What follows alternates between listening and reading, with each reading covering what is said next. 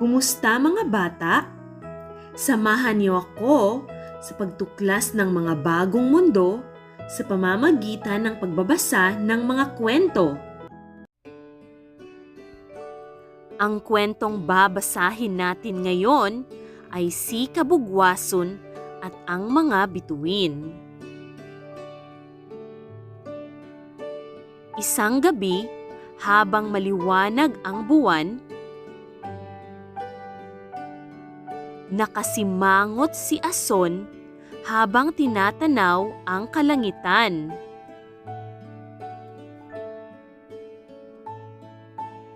"Ason, bakit ka nakasimangot?" tanong ng kanyang uyang bayi na nagbubukas ng nganga habang nakasakay sa duyan.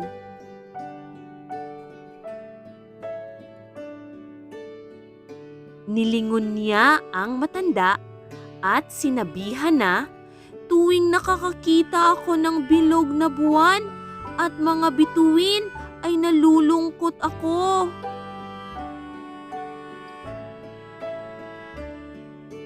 Nakasimangot na sagot ni Kabugwason.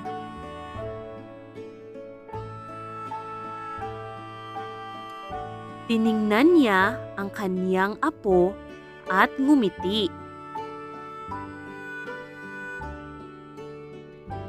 "Halika rito sa duyan at ikukwento ko sa iyo ang iba't ibang pormasyon ng mga bituin," paanyaya ni uyang bayi sa kaniyang apo.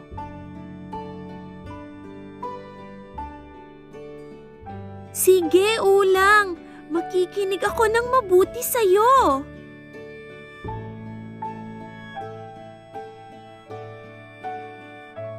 Moro-poro ang tawag sa pormasyon na pabilog. Ito ay binubuo ng 7 bituin na nagiging batayan ng ating taon.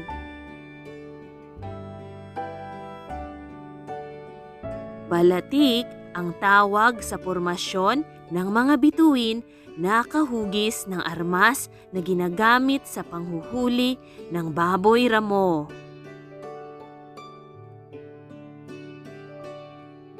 Mayroong isang pormasyon na mahirap hanapin, sampuk maya kung tawagin.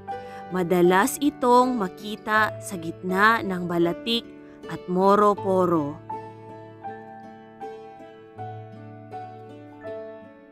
Ang krus na nagatubili itinuturing na orasan ng mga mangingisda at mga tumandok.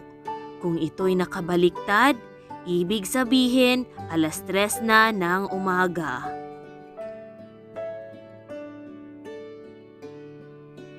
Ang pormasyon ng mga bituin ay nagsisilbing giya ng mga tumandok sa pagsasaka, pangingisda at panghuhuli ng hayop.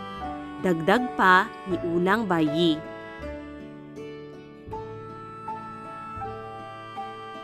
Ason, meron akong ipapahula sa iyo. Ano ang pinakamalapit na bituin sa atin?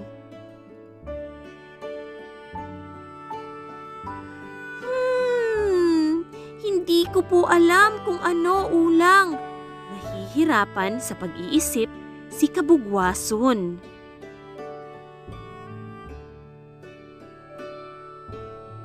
Araw.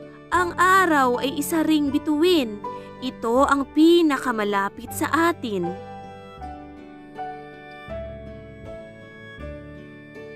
May iba't ibang klase ng bituin. May taglay na pagkakaiba ito batay sa kanilang kulay, panahon, laki, liwanag at init.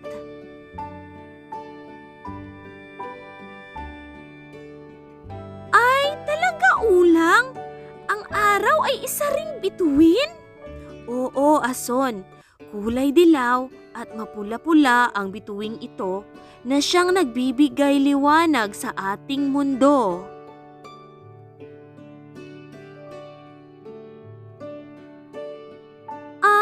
Ganyan pala. Oh, biglang sumigaw si Kabugwason. Nakita mo ba yon, ulang?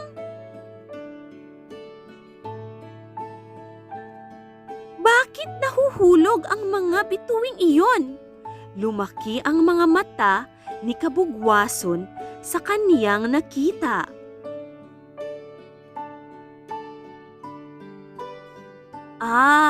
Bulalakaw ang nakita mo. Bulalakaw ang tawag sa mga nahuhulog na mga bituin. Kung nahulog na sila sa lupa, dulis na ang tawag dito. Pagpapaliwanag ni Ulang Bayi.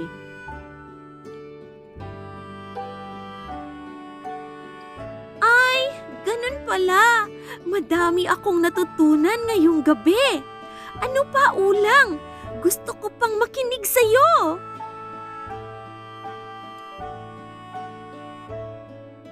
Bago tayo matulog, Ason, kailangan mo ring malaman na ikaw ay... Na ano, Ulang? Ikaw ay isa ring bituin. Ha? Paano ako naging isang bituin, Ulang?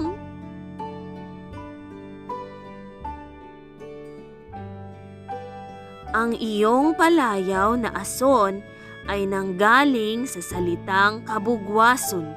Kabugwason ang tawag sa maliwanag na bituin tuwing madaling araw.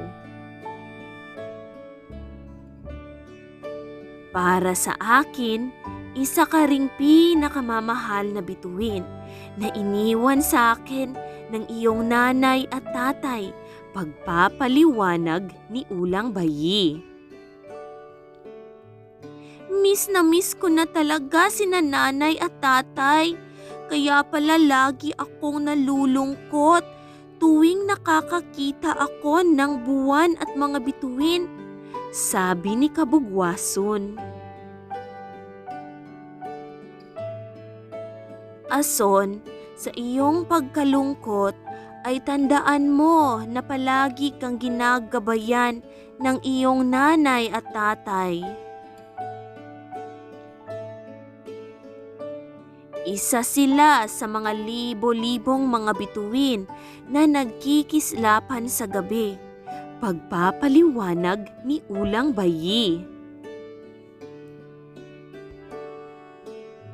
Maraming salamat, Ulang! Kahit na wala na sila nanay at tatay, nandito ka pa rin na nagmamahal sa akin. Pahayag ni Kabugwason habang mahigpit na nakayakap kay Ulang Bayi.